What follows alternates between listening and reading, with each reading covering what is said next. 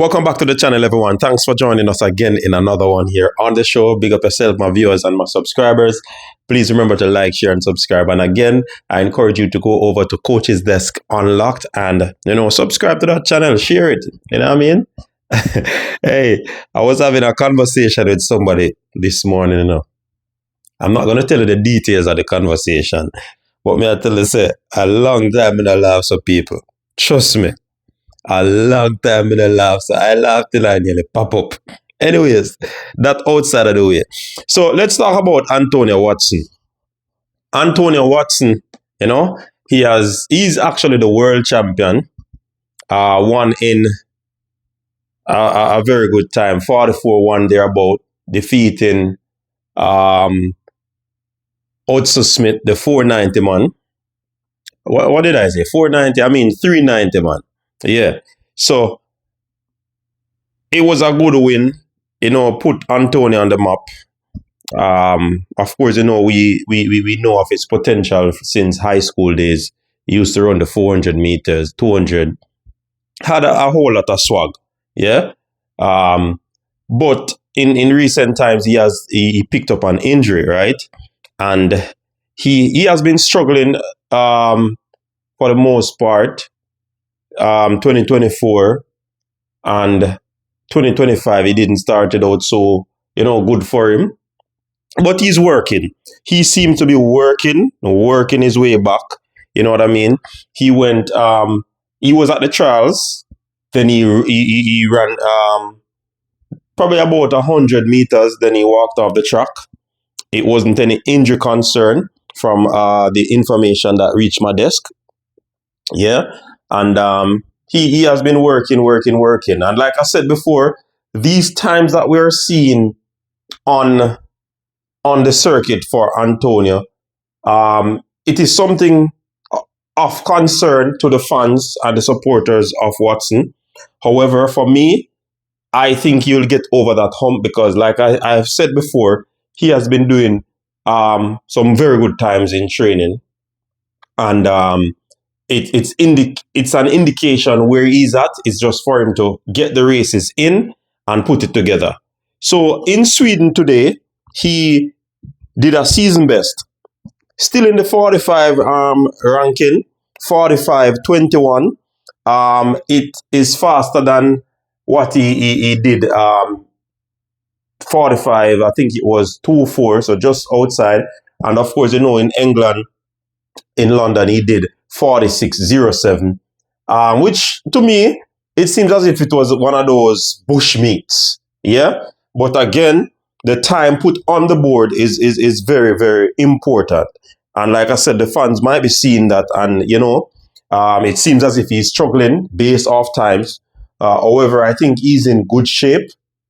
And it's just for him to get it together, get some races in and put it together. So he defeated Ibrahim Yah 45.28, which is a season best for him as well.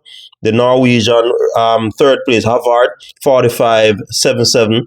Andreas, 46.17, a personal best for him.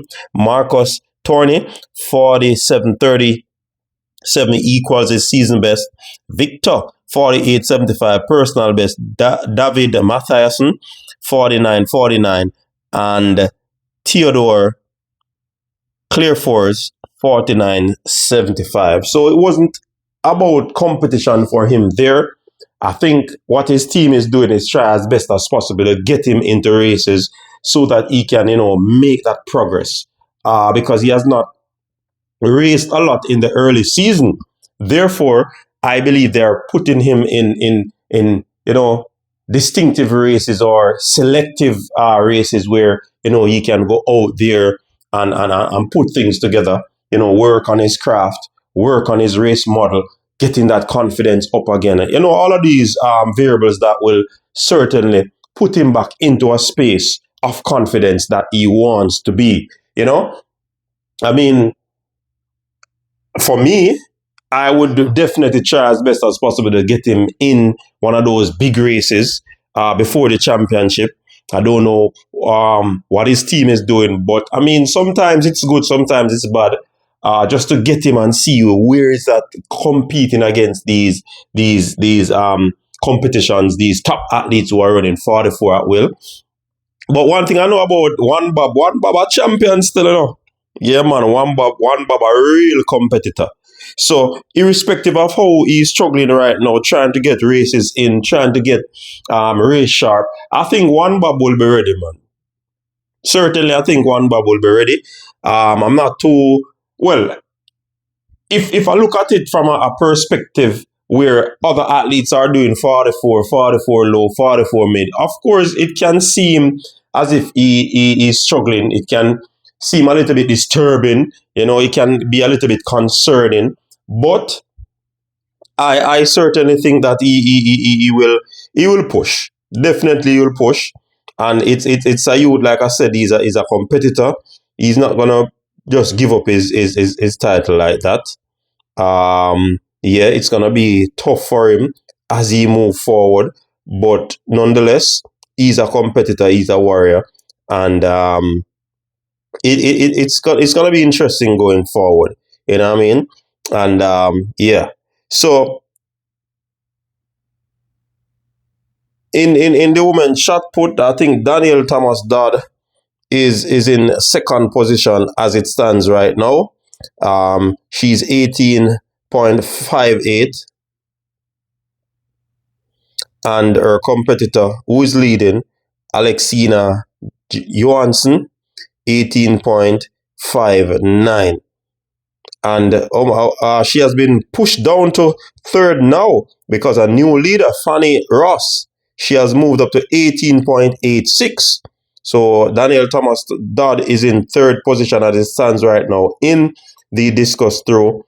Odean McPherson is coming up in the men's 100 meters.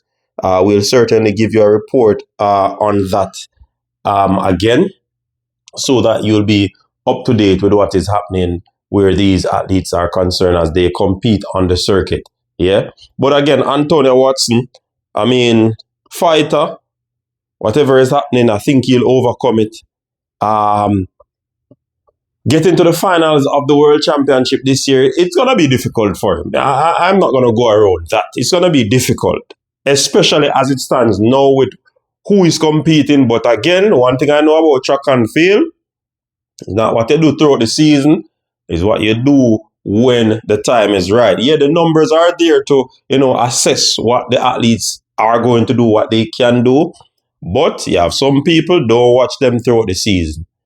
Some of them might struggle, and when it comes to championship mode, they are a different human being. So I think Antonio is in that category, and let's hope that he can, go out there and put it down and get the job done. Until next time, people. Peace.